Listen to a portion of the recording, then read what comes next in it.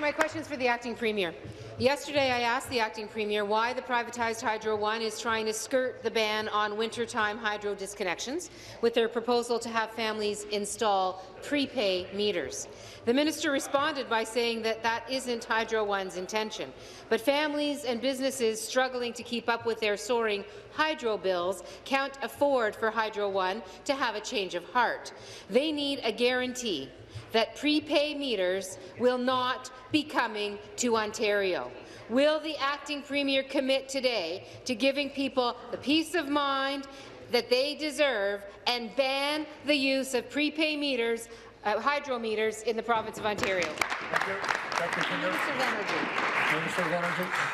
Thank you, Mr. Speaker. I don't know much more clear I can be. Maybe the members of the third party need to take their ideological earplugs out, Mr. Speaker, because last week the member of Toronto Danforth and the VP of Customer Care at Hydro One both participated in an interview on the radio. In that interview, Hydro One, Mr. Speaker, was very clear when they said none of this will be forced onto any customer.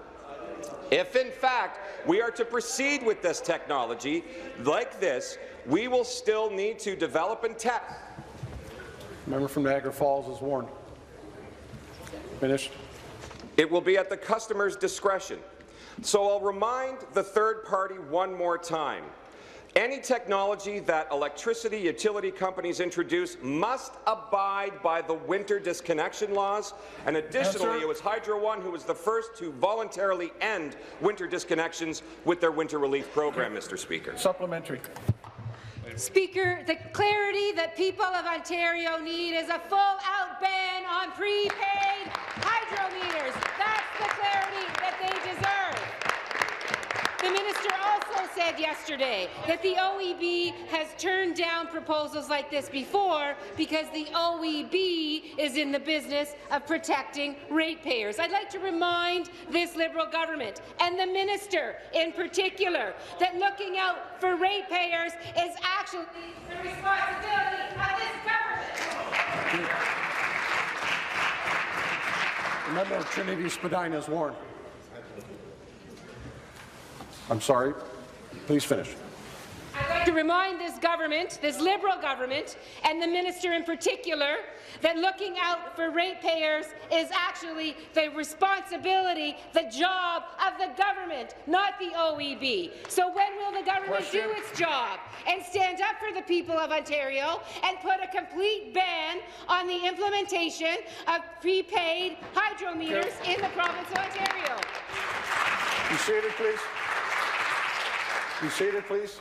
Thank you, Minister. Thank you, Mr. Speaker. So it's this government that stands up and brings forward an affordability plan through the Fair Hydro Plan to actually help ratepayers, and that party votes against it, Mr. Speaker. We bring forward a plan that actually helps First Nations individuals living on reserve by eliminating their delivery charge. It's that party that votes against it. We bring forward a plan that increases the Ontario Electricity Support Program that helps low-income individuals. It's that party that votes against it, Mr. Speaker. The OEB has a mandate to make sure that they protect ratepayers, and it's this government, Mr. Speaker, that has done that.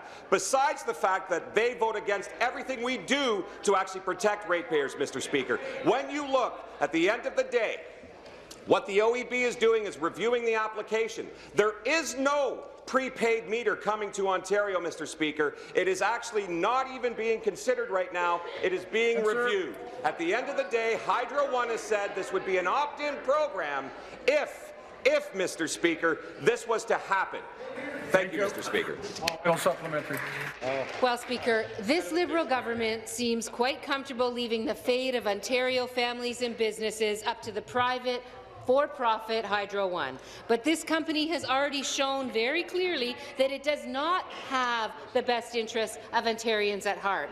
It's applied for numerous rate increases. It's invested in a dirty, coal-burning American energy company instead of our own power grid. And now it desperately wants to get around a ban on wintertime hydro disconnections. When will this Liberal government admit that the privatization experiment has failed? Stand up for Ontario families and businesses and begin to undo the damage of decades of Conservative and Liberal sell-offs, the damage that they have done with those sell-offs by bringing Hydro One back into public hands. Thank you.